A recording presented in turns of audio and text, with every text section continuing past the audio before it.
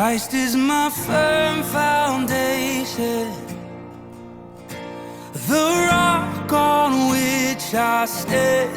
When everything around me is shaking,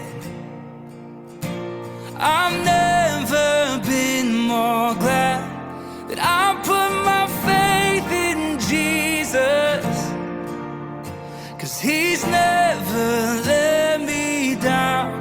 He's faithful through generations,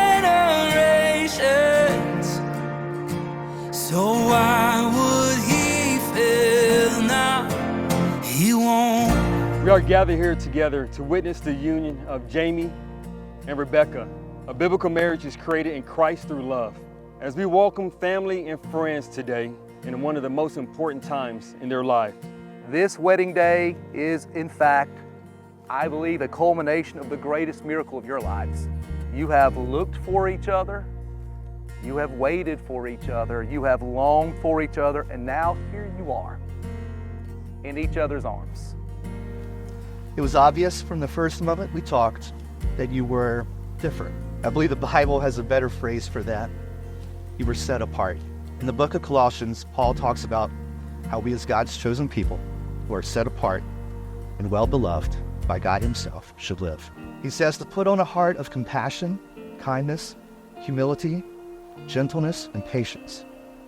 And then he says, beyond all these things, put on and wrap yourself in unselfish love. Let the peace of Christ be the controlling factor in your hearts. I'm sure if Paul was writing this today, he would just save some time and say, be like Becca B. What I love about this passage is that it all flows out of first being loved well by God himself. Not only have you been loved well by God, you've been loved well by your mom and your dad and your entire family. This was apparent to me immediately.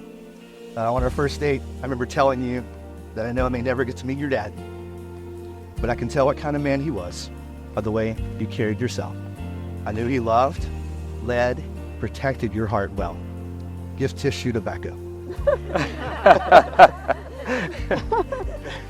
Many years ago, when I first began the drive, I would often head up this mountain to sit on the cliffs and pray.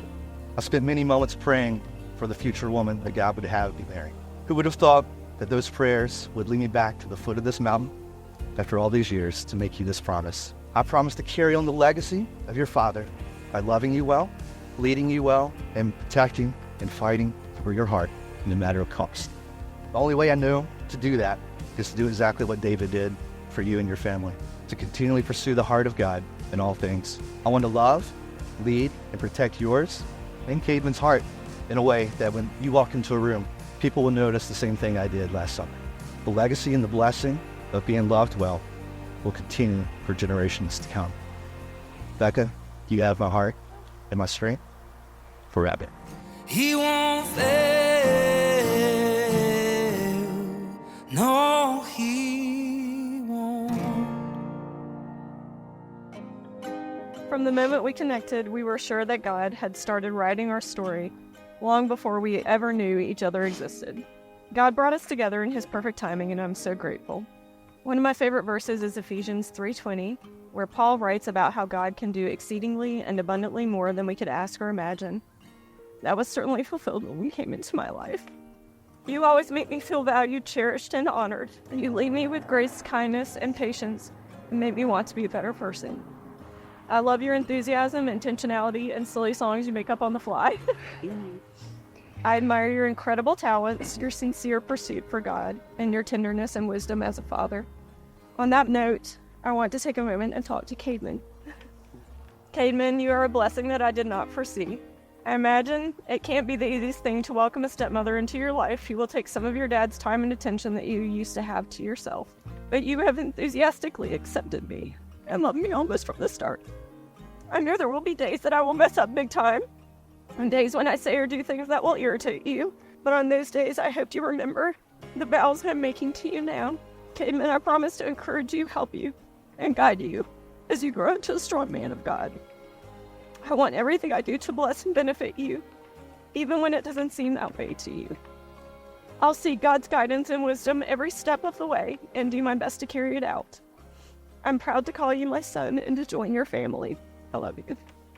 And now back to my almost husband. As we join together today, I promise to be your eternal cheerleader, forever helpmate, best friend, ministry partner, and adventure buddy. I'll always endeavor to put you before myself, even if that means the thermostat is a bit on the chilly side for me.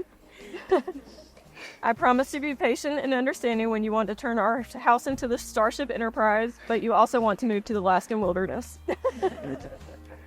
I promise to give you the best of myself every day and to love you deeper each and every day. Today, God is joining us together in a bond that can't be broken. Through thick and thin, rain or shine, on a mountain or in a valley, we are in this together forever. I'm so honored and blessed to become your wife. I love you. Jamie and Becca, you have vowed to live together in marriage for the rest of your days in this world, here before your friends and your family, but most importantly, before God. You may now seal the promises that you have made to one another with a kiss. I wanna spend mine forever. Yeah, yeah. When the rain comes. Ladies and gentlemen, it is our pleasure to present to you for the very first time Mr. and Mrs. Jamie Pruitt. When the storms they rise, I'll be right there by your side. Forever like that.